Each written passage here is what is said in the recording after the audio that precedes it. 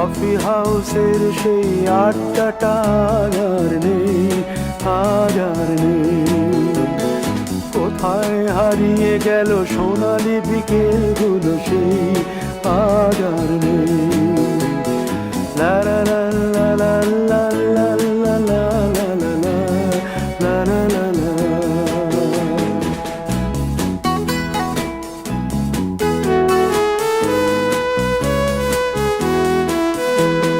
নিখিলেশ প্যারিসে, মইদুল ঢাকাতে, নেই তারা আজ কোনো খবরে।